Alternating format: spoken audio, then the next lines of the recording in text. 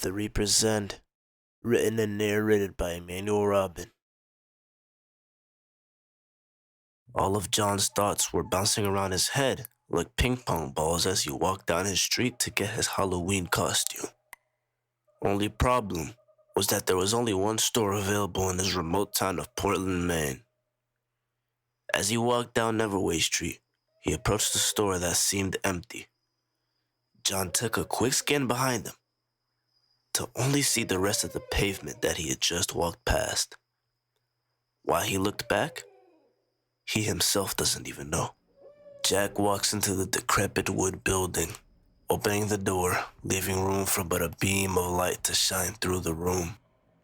He closes the door behind him, scanning his surroundings once again.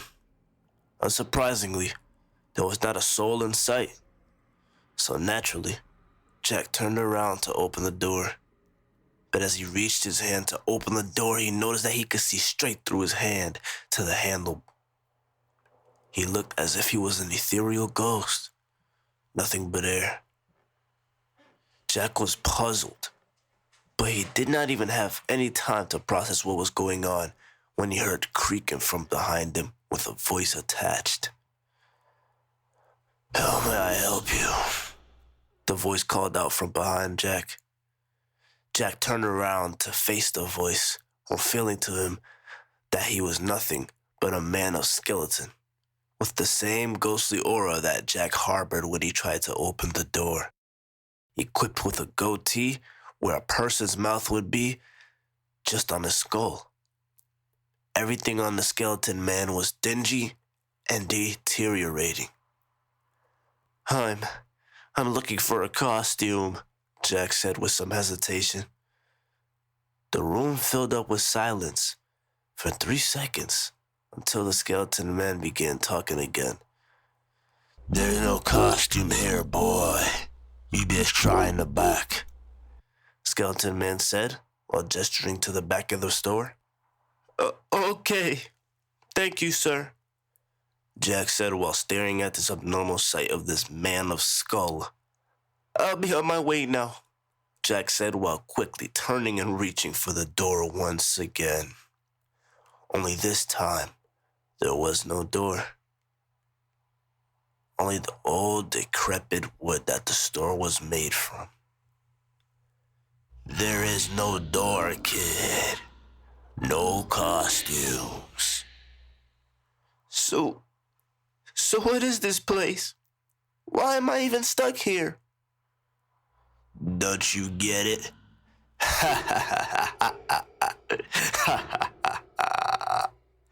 "The ghostly aura. You're talking to a skeleton man." There was a 5-second pause. "You're dead, kid, and there's nothing you can do about it."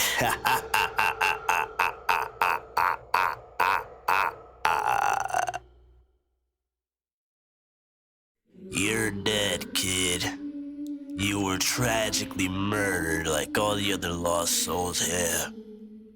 You're in the Reaper's End, and I'm the Reaper." And suddenly, everything made sense to Jack.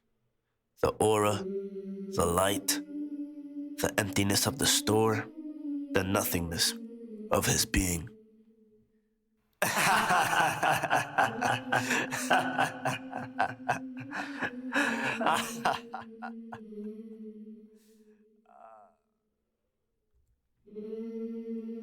Jack was frozen. He didn't know what to do at all. Was he doomed for eternity? No, not quite. Just dead. So, this store is just a middleman for hell. Not quite, not quite. A middleman for all the poor souls who die on Neverway Street. It's all a cycle, and there's nothing you can do. "No," Jack interrupts. "I can stop the next person from getting killed, right?" The Reaper looks at Jack very intently through the sockets of his eyes. Nothing you can do. Let me try. Get me out of here. The room stayed silent for approximately 7 seconds before the Reaper pointed to where the door should be and where the door appeared suddenly. You can try, the Reaper said solemnly as he pointed to the doorway. Jack walked out of the door, letting in but a beam of light as he seemingly started coming out on the other side of the street that he was murdered on. Jack scanned the street to reveal a child walking down the street, heading straight towards the costume store. Trailing behind them was nothing but a dark figure with a hood up, following them intently. With a closer scan, Jack could see a trail of daggers following the dark figure closely. Jack had one goal: to save that person walking to the store.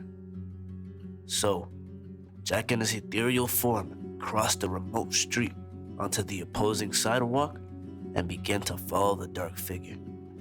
He himself was now on the trail of blades, of which he picked up one of those very blades to finish the job. At this point, these three people could be the only three people in the world, trapped within their own universe, one behind the other, like an assembly line of inevitability. Jack with a blade in his hand, following another man with a blade in his hand, following a child with nothing at all, caught up to the man and stabbed him right in his heart, fulfilling his goal as the child entered the infamous costume store, and Jack being evaporated into the skies, returning as a beam of light in that very store.